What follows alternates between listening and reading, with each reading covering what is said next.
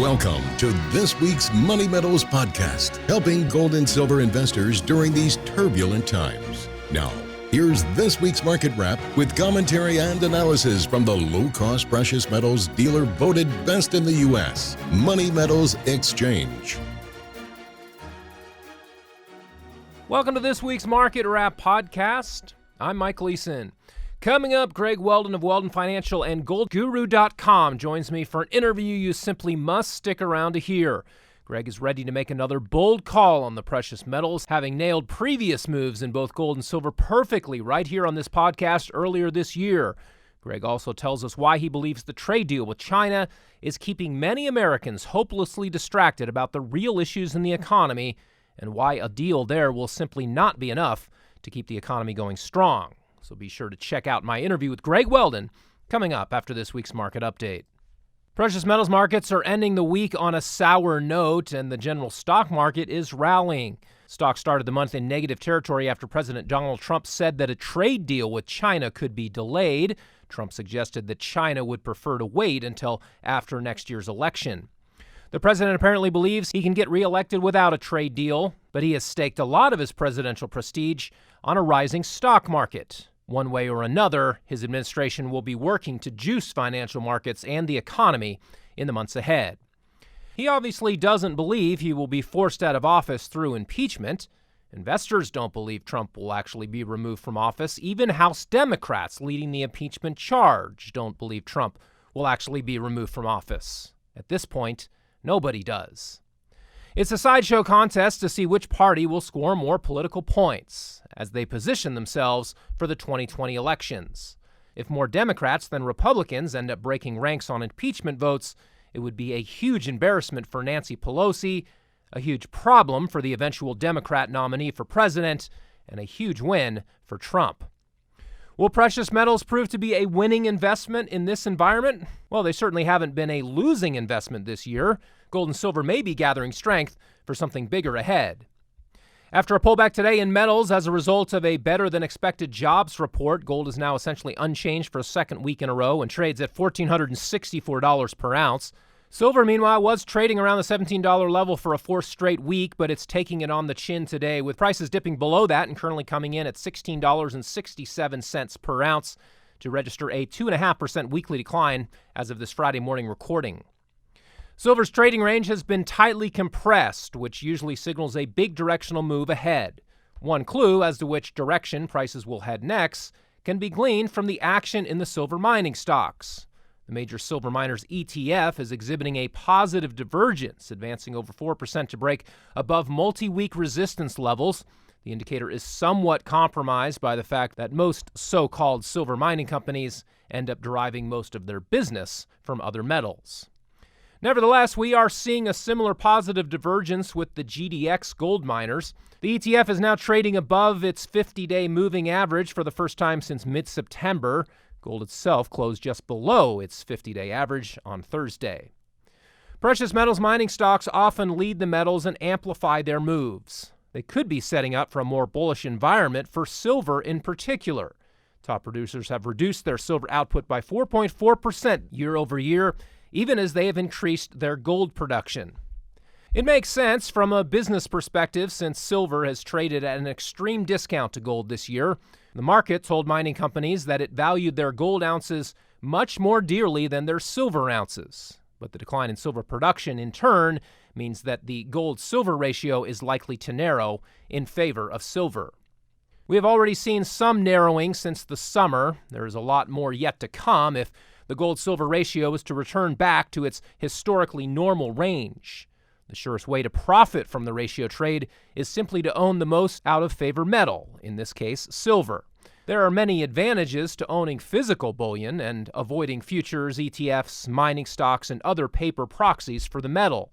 Bullion carries considerably less risk, and its market value more reliably reflects the true physical market.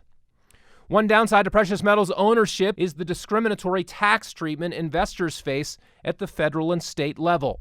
Tax treatment varies from state to state. To see exactly where your state stands, check out the 2019 Sound Money Index, a project of the Sound Money Defense League and Money Metals Exchange.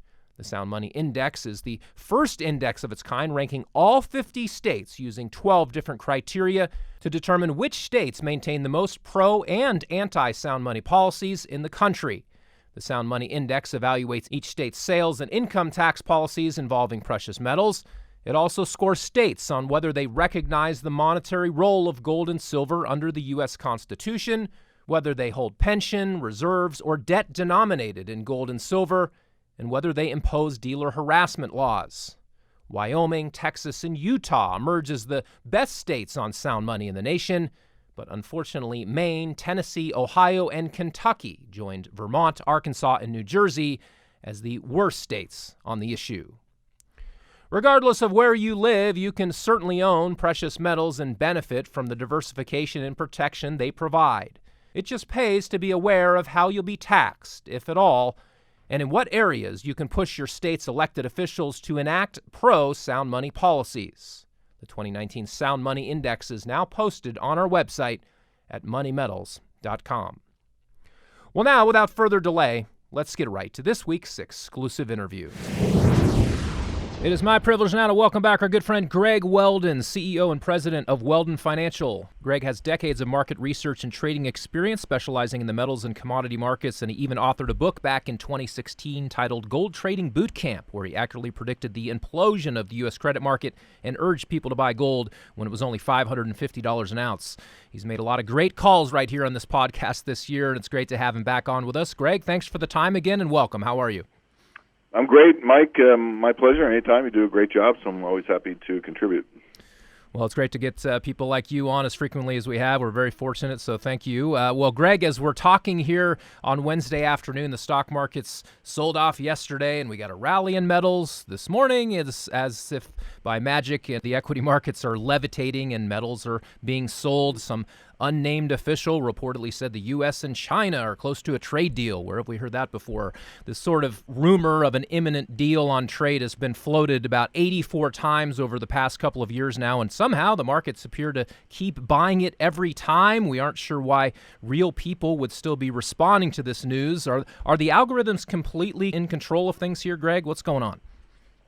Wow, I mean, I don't know about the algorithms, but I can tell you this whole situation on trade makes it virtually impossible to handicap what the market is going to do on a short-term basis, that's for sure. And like you said, it's dark out one day and the sun's shining bright the next day, and you can never tell what the forecast is going to be. So having said all that, and I will make 3 points. Number one, a trade deal is not an engine of global growth. So a trade deal evens a playing field that is uneven. And if you were to completely wipe out the U.S. trade deficit on an annual basis with China, it would be less than 2% of U.S. GDP.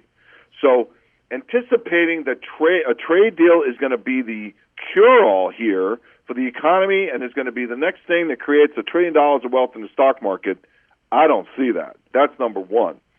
Having said that, you might even make a case that it's been a good thing that you've had this level of uncertainty around trade, and you've had the focus on trade be so myopic as to be keystone in its nature in terms of trying to trade the markets, that the good news here is that the attention on trade has drawn attention from other places that have suddenly turned kind of sour, man. When you look at the U.S. consumer, I think the setup here, and Powell made it very clear in his most recent press conference after the recent monetary policy statement, that, okay, well, we've kind of reacted to on a preemptive basis on trade. If it were to get worse, we might act again. But right now, it's kind of wait and see. We anticipate something will get done. But, even if it doesn't, the U.S. consumer is strong enough to carry the load here. Everyone that seems to be so complacent about how strong, and that word is the word is used, the consumer is.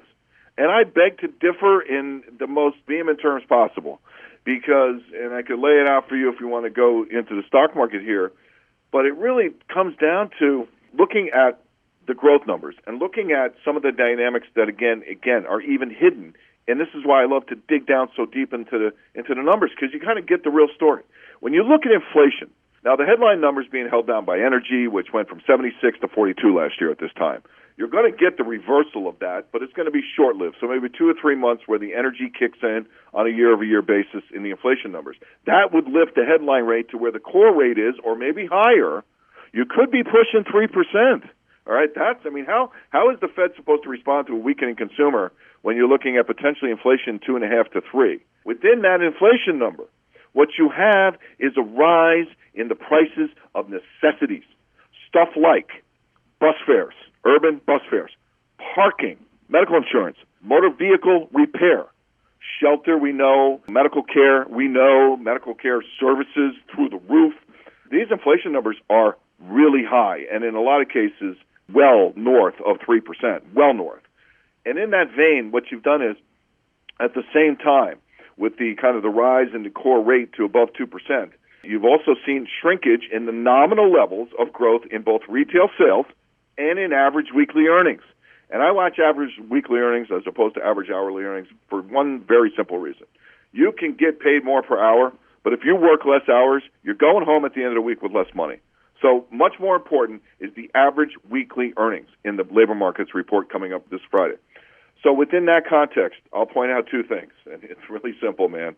Average weekly earnings on a real basis have gone from just under 2% a year ago to 0.2 year over year. 0.2% year over year. Not 2, 0.2.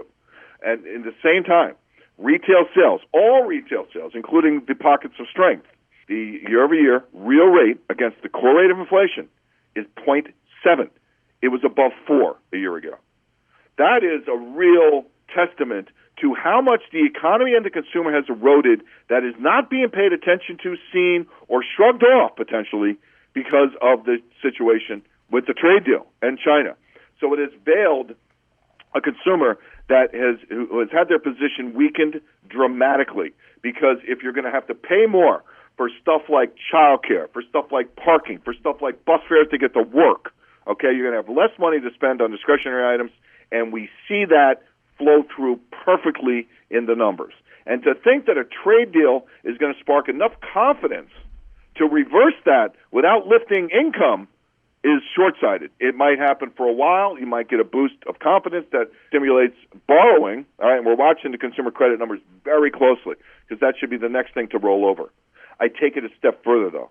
The XLY, the Consumer Discretionary ETF, the S&P Consumer Discretionary, it is flatlined. It's going nowhere. It is hugely owned. It has not made a new high in this run in the stock market, so it's not confirming, and that's important. Why? Because it peaked first in 2007 and led the way down. It bottomed first in 2009 and led the way through the 2014 tap out.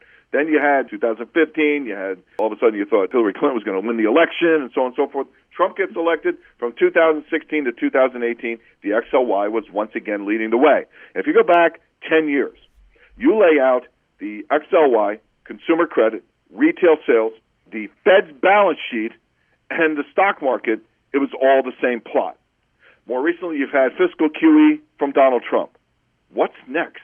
Where's the next QE? Where's the next tax cut? Where's the next big $1 trillion push that's going to drive consumer spending on a discretionary basis when income is not growing? And what's happened is the XLY has rolled over relative to the staples and, more importantly, relative to the S&P itself.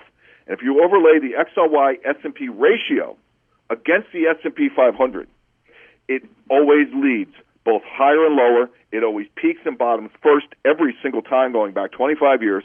And it has peaked already in 2018 and is now breaking down.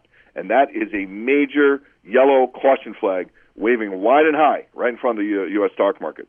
So, yeah, all the attention on trade. Well, frankly, trade deal gets done. It's kind of be like everyone's going to kind of look around at each other and go, now what?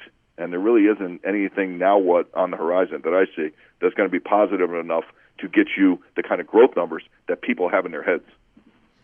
Yeah, certainly those are going to be much more important indicators of what the economy is going to look like moving forward. I'm glad you touched on that. You mentioned briefly there the election from several years ago. I suppose we should touch on politics here since the 2020 election is likely to dominate headlines in the financial press next year. Our take is that President Trump isn't likely to have much trouble beating every one of the current Democratic roster. It looks to us like the Democrats somehow managed to find candidates who are even more unelectable than Hillary Clinton, believe it or not. The one wild card is that lots of people talk about the U.S. economy. If the country slides into recession, Trump could have some trouble. What are your thoughts on the possibility of a serious downturn in the months ahead? And do you think we're maybe underestimating the chances that a Democrat can win?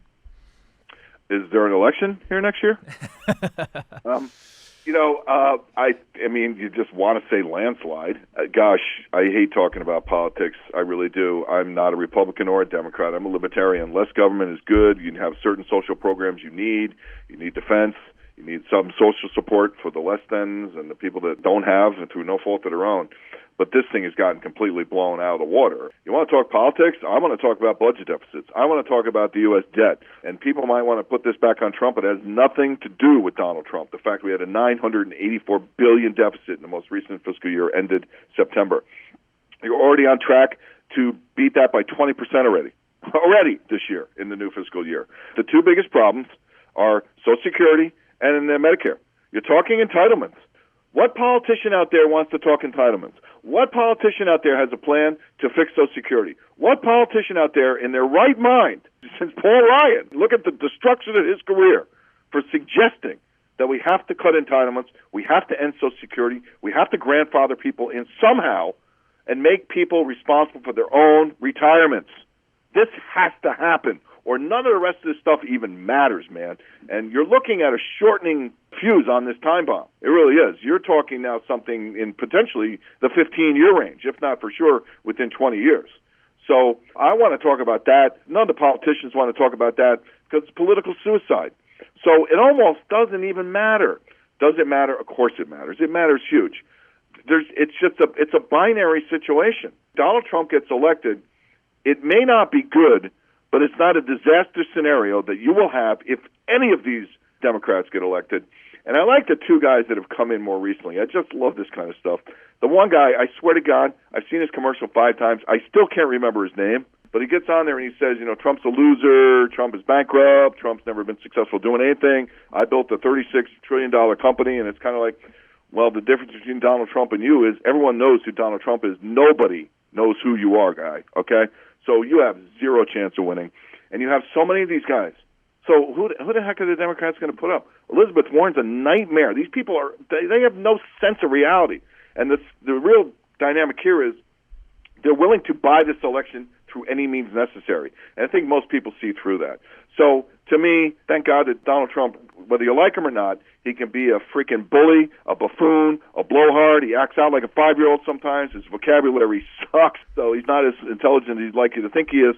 But the guy is American number one. His passion is there. His work ethic is there. His ideas are there, and the programs are there that have helped the country. So you can't argue against that. And guess what? It's the silent majority out there that elected him, and that silent majority is bigger now than it was 4 years ago. So to me, in the longer term, it really doesn't matter. It's just Democrats hasten the end game because they're going to blow out everything in the budget. But either way, we're staring down a budgetary situation that's already in crisis mode. 4.6% of GDP last year, the deficit was. 4.6. If you're in Europe, you're getting fined by the EU Commission right now. So.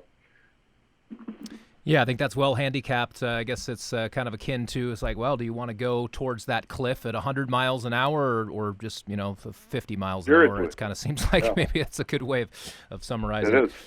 Well, you've made some tremendous calls on this podcast over this past year. Back in May, we spoke, and you called the gold breakout point to a T, and we saw the yellow metal rocket up to about $1,500 and then beyond it, about a $200 move before it found some resistance late this summer. Then we spoke to you in late June, and with silver severely lagging gold's move at that point, you called for silver to outperform, and it went from the low 16s to over $19 an ounce before it ran into trouble. So you called silver's breakout point perfectly as well. So with all that said, I'm going to put you on the spot here again and ask you how you think the metals will perform at the end of the year and into next year. It's been a rough couple of months for metals investors after those big moves, but in your studied view, are gold and silver ready to break out one way or the other? You ready to make another bold call here, Greg?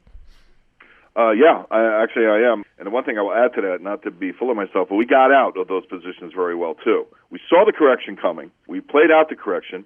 There was one point I thought the correction was over, and we got long silver, and we got smacked. So, two good calls, then one little misstep, and that's kind of how trading goes. I mean, if you can be right 50% of the time in your actual positions, you can make a ton of money doing this. Anything above that is just gravy. We've been good on it because I think I'm really seeing the ball clearly here, man. Everything's crystallized for me when you go back to August of a year ago. I mean, that's how long this evolution has taken place. We have not only called this, we've called the Fed, we've called the economy. Everything is in sync here. And that's what makes it so exciting and yet at the same time kind of scary. And one of the things that I like to tell people, and we started a website on this. You remember we did the Gold Investor Boot Camp because we think there's opportunities here. We want people to understand how futures work, how this works. Do you do coins and bars? We actually featured your company because we think you guys are good as out there and better than most anyone that I've seen. Do it as well as you guys do, Money and Metals Exchange, in terms of facilitating physical metals transactions and buying of gold bars, gold and silver bars, gold and silver coins. You know, that's one way to go. The mining shares is one way to go. If you do the mining shares, do you do the small cap, the venture cap, or do you do the big cap behemoths, blue chips? In terms of futures, in terms of ETFs. And then when you get to the futures market, wow. I mean, futures is the greatest tool out there. It's also the most misunderstood still to this day. I'm 36 years in this business. Started at a commodities exchange floor where they filmed trading places, for crying out loud, in the World Trade Center. I worked at Lehman Brothers. I worked at Prudential. I worked at two of the largest and most successful hedge funds in the world, and I've been doing this 21 years on my own. I think this opportunity here is as good as it gets. It is a decade-long opportunity within a generational opportunity. And within the context of the recent correction, we called it. We got back in on silver a little early. We got out real quick. If we're wrong, I'm out, man. I mean, hey, I'm not right all the time. It's just that simple. You can't have that kind of mindset. But within the context of what's happened recently, silver has already completed a textbook ABC, what I call double kill zone correction. The double kill zone for me is very simple. It's between two of the major Fibonacci's and two of the major moving averages. I use the same moving averages in everything, bonds, currencies, metals. I want my indicators to be robust to the point where they work all the time, good enough to be used all the time across every market. And when you look at the 100-day and 200-day exponential moving averages on daily charts and the 52-week and 2-year exponential moving averages on the weekly charts, and you throw in the Fibonacci retracements, you get windows, man, that are so reliable, it's almost uncanny. Silver mapped out an ABC double kill zone correction that got to the 200-day moving average almost to the T, the 61% retracement of the first big wave here last year. Gold did not. Gold barely had a correction. Gold didn't even get to the 100-day moving average. Gold didn't reach the first of the Fibonacci's, the 38%. And gold had big open interest. So the question was, is this such a bullish scenario where we can rally from here, gold dragging all this weight, or does gold need to crack and get down to at least one of these retracement levels before we cleared the decks? And that was uncertain because, frankly, it's almost such an exciting potential scenario that you might not have cracked gold. What we keyed off was AU, Anglo Gold Ashanti. It had a beautiful pattern, same kind of thing. It was an upside leader, number one, during the rally. The downside didn't reach the Fibonacci, didn't reach the moving averages. Something like Kinross, for example, reached the 61% retracement. AU didn't even get to the 38%. It set up a perfect double bottom, I believe it was 1804. And then the last 3 or 4 sessions, it has soared. So to me, that was huge. I said the end of last week, Wednesday, before we went on holiday, AU is going to be the litmus test for this market, whether it's ready to rock and roll again or whether gold needs a little more clearance. What changed in gold is you had liquidation of open interest without having to have a price decline. And that's pretty powerful stuff, too, because people bought that last little leg up and they got out real quick. They got trapped. I think these markets are poised. I think it's time to be aggressive. When I see the SIL outperforming everything, the silver mining ETF, the SIL right now, yesterday's Gold Guru, great chart yesterday, the SIL is breaking out against the price of silver. And one of my all-time favorites is back. Underperformer the last year and a half to the nth degree that was so disappointing, not that we were long, but when I see this setup, I want to see certain stocks really be leaders. Pan American Silver is one of those stocks. Pan American Silver has exploded. Pan American Silver has a great chart relative to the price of silver. And then when you bring the dollar into play, Mike, holy mackerel. What's changed with the dollar is in this phase of interest rates coming down again all of a sudden. The bond yields are coming down again all of a sudden because guess what? You got 0.7 real retail sales. You got 0.2 average weekly earnings. You have the ADP numbers today set up a potential really weak BLS employment report number. The ISM numbers have been weak. The economy is kind of choking a little bit here. And you see the yield curve flattening actually means something. It is the yellow caution flag that it hasn't been. The difference here, Mike, and it's subtle, but it's significant, is that the last time you had curve flattening and bond yields dropping like this, it was happening in a more intense way in Europe. So the rate differentials between the U.S. and Europe were actually expanding a U.S. rate premium to record highs. That supported the dollar through all of this. That's not happening now, man. You are seeing those rate differentials come under big pressure. You've moved about 70 basis points on the 30-year U.S. T-bond to Bund yield spread. You have broken down. You're through the trend lines. You're through the 2-year moving average. The moving average has rolled over. These interest rate differentials are narrowing. It's putting pressure on the dollar. If the dollar gets below 97.10, then you open up the door for 95.50, which means 88. So you could have a stair-step move down here in the dollar that causes these metals to explode. We're very bullish right in here. We're playing it very aggressively. For our Gold Guru clients, we just put it out there actually last week, and still very much applicable. We call it our triple play micro cap. This is the way to be aggressive. We want to be diversified in not only just holding other things than metals, but also in our metals investments as well. And in this case, I think some money, taking a risk capital, treating some of these literally under $1 a share silver miners. We picked 3 of them, 2 Australian, 1 Canadian. And you take some money and put it into these as if it's a call option, i.e. you're willing to risk every dollar you put in. So you don't put a huge amount of money in, but guess what? I mean, the upside potential of these stocks, Mike, is like 10 to 1. I want to blend that with some of the upside leaders. Pan American's a great name. We love First Majestic, which has been an upside performer. Anglo Gold Ashanti, we mentioned. Sibanye, the South African PGM miner. We recommended that for our clients below $5. It's now trading $8.83. That's another good opportunity. I think some of these smaller, lesser known, maybe a little more risky, smaller cap mining shares, particularly in silver, provide tremendous opportunity here because, like I said before, we started the goldguru.com as a means to help people and to help them navigate and survive, but it is not about survival because these opportunities coming to me are so phenomenal. You don't just survive, you thrive. Yeah, all very well put. And as we wrap up here, Greg, go ahead and give them the website addresses. I know the Gold-Guru site is still pretty new. Now there's some fantastic information on there. You just talked about people can start following you there and get some great advice. Tell them how they can do that and follow you more closely as we wrap up. Sure. I mean, gold hyphen, it's actually a physical hyphen, so it's gold-guru.com. Yeah, it is new. It's inexpensive. We kind of just threw it together out of need. When I did the Gold Investor Bootcamp, which we gave your listeners an opportunity to check out, the demand was huge, and people are asking me, how about this stock, and what do we do today? And I'm getting emails. I'm like, well, let's just start a newsletter. I mean, remember, I used to do, before Weldon Live, which is our other product available at www.weldon, W-E-L-D-O-N, online, one word, weldononline.com. That encompasses everything. We do the bonds, we do the currencies, we do the global macro, we do the ags. I mean, there's great opportunities in the ags. Look at coffee taking off. We caught that for our Weldon Live clients, big time. JO is the ETF there. It's soared this week already. And I think those are some of the opportunities that are going to stem out of the dollar decline that's coming too. So the broad-based opportunities, not just in the metals, but in a whole range of commodities. But for the metal-specific people, which I know a lot of your clients, very inexpensive. We charge $60 a month. We produce almost daily since I do all this by myself. I don't have a staff or a team here. It's me and Caitlin. She's my COO, and I do everything else, including taking out the garbage at night. And, thank God I love what I do because I'm here 14, 16, 18 hours a day doing this, trying to help people. And goldguru.com, $60 a month. I mean, that is a steal. We are giving this stuff away. And if you buy a year, you get 2 months free. So that's a pretty good deal. So feel free to visit and sign up now.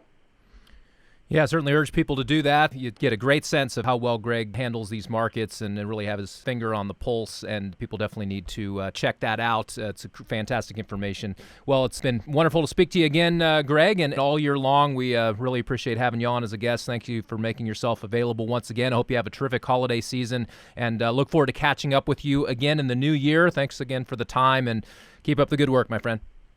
My pleasure, Mike. It's going to be an exciting 2020. That's all I can say. Well, that will do it for this week. Thanks again to Greg Weldon of Weldon Financial. For more information, simply go to either weldononline.com, where you can sign up for a free trial if you haven't already had one of those. And then be sure to check out Gold Trading Bootcamp and now the new site, gold-guru.com. Be sure to check all that out. And check back here next Friday for our next weekly Market Wrap podcast. Until then, this has been Mike Leeson with Money Metals Exchange. Thanks for listening, and have a great weekend, everybody.